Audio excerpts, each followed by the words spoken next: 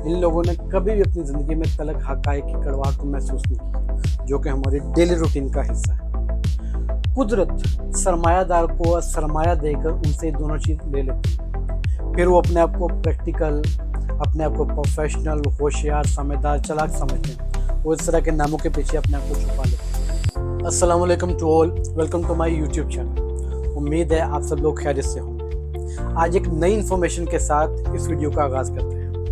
आज के हमारे टॉपिक का नाम खुशी है। किसी की कहानी, मेरी ज़ुबान। Let's start. ये 1640 का साल था। सन 1640 था, जबकि न्यूयॉर्क 5 हिस्सों में तकसीम किया हुआ था। शुमाली हिस्से के ऊपर हॉलैंड ने कब्जा किया था।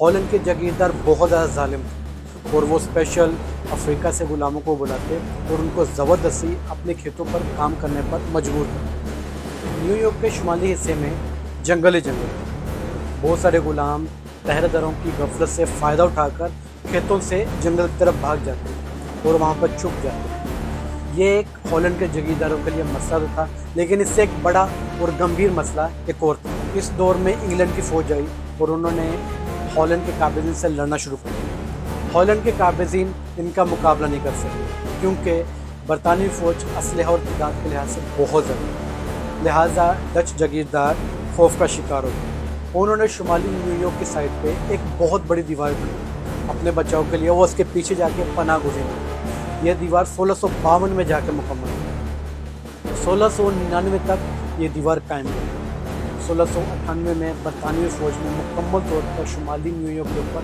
हमला करके कब्जा कर लिया और डच सरदारों को भागने पर मजबूर कर दिया। उसके बाद ये दीवार गिरा दी मुकम्मल। कहा जाता है डचों के दौर में जब ये दीवार बनाई जा रही थी तो उसके साथ निस्बतन बहुत खुली जगह थी, बहुत खुली गली थी, जिसको वॉल स्ट्रीट कहा जाता है। आज वो दीवार तो नहीं है दुनिया पे, लेकिन वॉल स्ट्रीट आज भी कायम है, आज भी अपनी जगह पर है। वॉल स्ट्रीट दुनिया की सबसे बड़ी स्टॉक एक्सचेंज मार्केट है। 19वीं सदी में जब न्यूयॉर्क में बुलंद इमारतों की तमीर का काम शुरू हुआ तो बड़ी बड़ी कंपनियों ने अपने ख्वाब को सच करने के लिए, आसमान को छूने के लिए इस जगह का इंतखाब किया कि हम इधर इन्वेस्ट करेंगे। और आज इस जगह को दुनिया का मुआशी दारुल-हुकूमत भी कहा जाता है। दुनिया में जितनी भी बड़ी बड़ी कंपनीज हैं, जितने भी बड़े बड़े इन्वेस्टर्स हैं और उनके ऑफिस हैं, वो वॉल स्ट्रीट में मौजूद हैं। कहा जाता है कि दुनिया में सरमाए का सूरज वॉल स्ट्रीट से डेली तुलू होता है, और जिस दिन ये सूरज वहाँ से तुलू नहीं हुआ तो दुनिया दिवालिया हो जाएगी। कहा जाता है अभी तक ऑलमोस्ट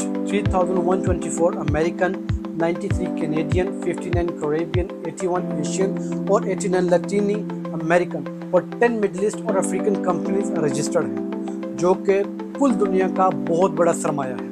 वॉल स्ट्रीट में इस वक्त दुनिया के 21 ट्रिलियन दफन। आपको ये जानकर हैरत होगी कि दुनिया की कुल टोटल जो दौलत है वो 33 ट्रिलियन डॉलर है, और उनमें से 21 ट्रिलियन डॉलर वॉल स्ट्रीट में है।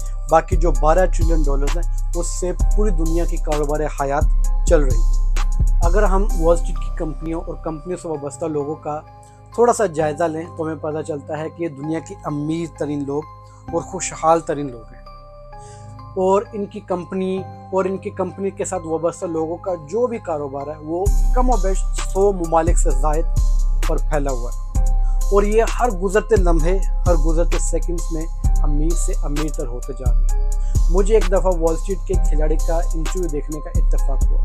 इंटरव्यूअर ने उससे पूछा कि अभी इस वक्त आपके पास कितनी रकम है, आपके अकाउंट्स में कितने पैसे हैं? तो उसने बोला कि सवाल का जवाब देने से पहले मेरे पास 10 बिलियन और 930 मिलियन डॉलर थे, और मेरा जवाब देने के बाद मेरे अकाउंट्स में ऑलमोस्ट कुछ 3 मिलियन डॉलर का इजाफा हो जाए। ये लोग जिस तरीके से दुनिया को देखते हैं और जिस तरीके से इस दुनिया के बारे में सोचते हैं, हम उनकी सोच तक नहीं पहुंच सकते, लेकिन हमें इनको फॉलो करना चाहिए, देखना चाहिए। अगर ये कर सकते हैं तो हम क्यों नहीं। टाइम इज़ मनी, वक़्त एक दौलत है। इस मुहावरे ने भी इसी गली में जन्म लिया था। देखा जाए तो हकीकतन वॉल स्ट्रीट के हर एक आदमी का सेकंड तोला सोना और प्लैटिनम की तरह बेचा जाता है। बज़ाहिर यूँ महसूस होता है कि इस वॉल स्ट्रीट के रहने वालों लोगों तक आज तक कभी भी गर्म हवा नहीं पहुंची। वो उन तमाम तकालीफ, तमाम मसाइल से आज़ाद हैं। वो तकालीफ और मसाइल जिसको दूसरे 6.25 अरब लोगों का डेली उनका सामना होता है, डेली उसके साथ उनका पाला पड़ता है। ये हकीकतन खुश और खुशहाल लोग हैं। इन लोगों ने कभी भी अपनी ज़िंदगी में तलख हक़ाइक़ की कड़वाहट को महसूस नहीं किया, जो कि हमारी डेली रूटीन का हिस्सा है। हम आम लोअर लेवल की डेली रूटीन का हिस्सा है और हमारे हलक को जहर बनाते हैं। एक दफ़ा मुझे एक सर्वे की रिपोर्ट पढ़ने का इत्तफाक हुआ, जो कि अमेरिकी कंपनियों ने स्पेशली वॉल स्ट्रीट के रहने वाले लोगों के ऊपर बनाई गई। उन्होंने उनके बासियों से पूछा कि तुम लोगों ने ज़िंदगी में कभी खुशी महसूस की है? ज़िंदगी में कभी खुशी महसूस की है? मुझे उनका जवाब सुनकर बहुत ज़्यादा हैरत हुई और ये जवाब बहुत ज़्यादा दिलचस्प हुआ। वॉल स्ट्रीट के रहने वाले इन्वेस्टर्स, ब्रोकर्स, कंपनियों के बड़े बड़े चीफ एग्जीक्यूटिव और ऑलमोस्ट 91% लोगों का जवाब बिल्कुल सेम था कि उन्होंने आज तक कभी भी खुशी महसूस नहीं की। उन्हें सिरे से मालूम ही नहीं था कि खुशी क्या होती है और खुशी का इजहार किस तरह से किया जाता है। इस कंपनी ने मज़ीद रिसर्च की और वॉल स्ट्रीट के बादशाह के ऊपर मज़ीद देखा कि पता चला कि उनको हंसना, मुस्कुराना और कहका लगाना भी भूल चुका है।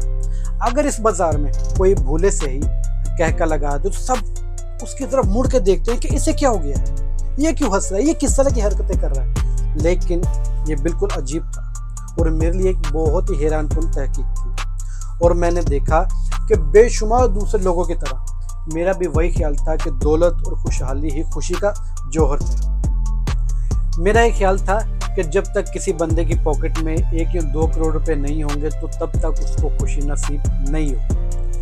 वो खुशी को महसूस ही नहीं कर सकता जिस तरह की खुशी को महसूस करने का हक होता है। लेकिन अमेरिका की इस सर्वे रिपोर्ट ने इस फलसफे को जड़ों से हिला दिया। मुझे पहली बार महसूस हुआ कि दौलत, खुशी और खुशहाली मावरा कोई चीज़ है जिसका ताल्लुक जज्बों के किसी दूसरे माखज़ से होता है। कहा जाता है कि एक नॉर्मल बच्चा, एक छोटा बच्चा डेली बेस पर 400 बार हंसता है और एक नॉर्मल आदमी, बालिग आदमी डेली बेस पर 15 बार मुस्कुराता है। और जैसे ये छोटा बच्चा आहिस्ता आहिस्ता खुशहाली के लिए ग्रोथ करता है, उसकी तलाश में निकलता है, उसके मुंह से मुस्कुराहट और उसके मुंह से खुशहाली आहिस्ता आहिस्ता गायब हो जाती है। वो हंसना और हंसाना आहिस्ता आहिस्ता उसका कम होता जाता है। कहने वाले कहते हैं कि दौलत हमेशा आपको बहुत सारे इनामात, बहुत सारे तोहफ़े देती है, लेकिन दौलत ये चीज़ें दिलाती है, लेकिन उसके साथ साथ खुशी और मसरत आपसे बहुत दूर ले जाती है। एक शाम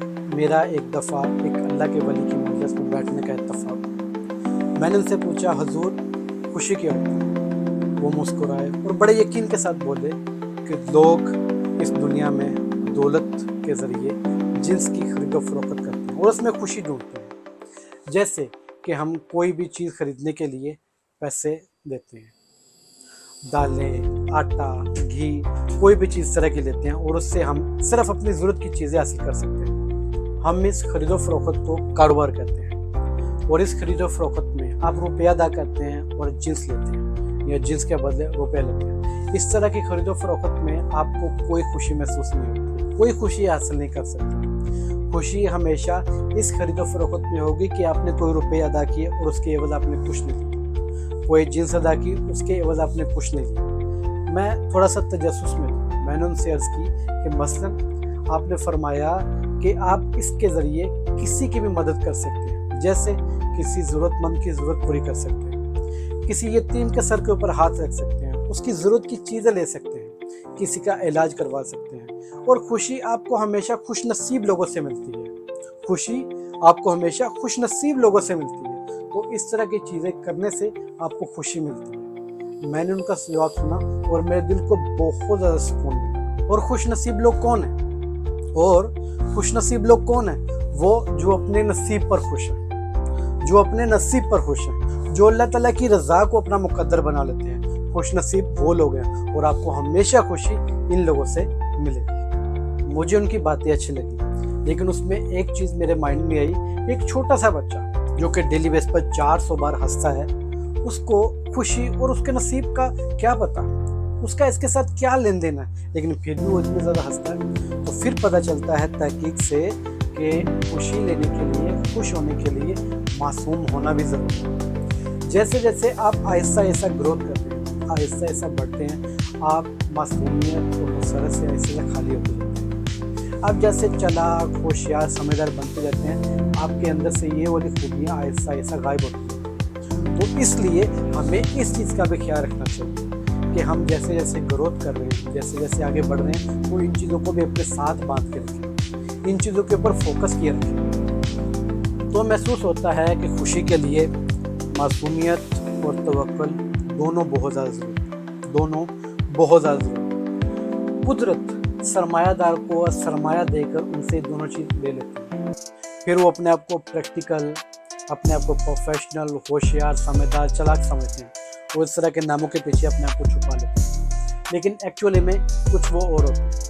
اگر وہ ان کو کچھ خوشی ملتی بھی ہے تو بہت ہی کم معنوں میں ہوتی ہے, اور وہ ایک طرح سے زیادہ تر وہ شو آف میں گنا جاتا ہے. جو مدعا ہے وہ یہ ہے کہ اگر آپ کے پاس کوئی بھی بندہ یا آپ کی نظر میں کوئی بھی بندہ ہے جو کہ نیڈی پرسن ہے, آپ اس کی مدد کیجیے بغیر کسی لالچ کے, بغیر کسی فائدے کے. جب آپ اس طرح کی مدد کرتے ہیں سر کسی بھی شکل میں, تو پھر آپ کے اندر سے ایک خوشی آتی ہے, اور وہ خوشی ایک پرائز لیس ہوتی ہے, بالکل پرائز لیس ہوتی ہے.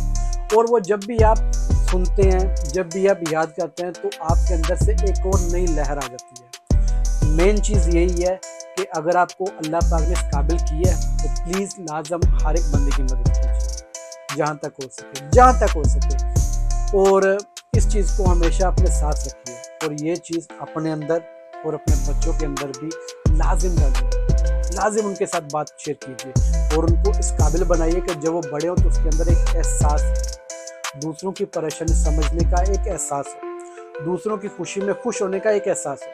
کبھی بھی دوسرے بندے کو بے بسی میں دیکھ کر مسکرائیں نہیں, ہنسے نہیں, کیونکہ وقت کبھی بھی روٹیٹ کر سکتا ہے, کبھی بھی چینج ہو سکتا ہے.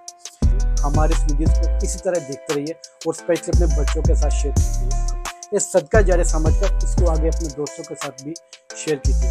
اپنا اور اپنے چینل کا خیال رکھیے. اللہ حافظ.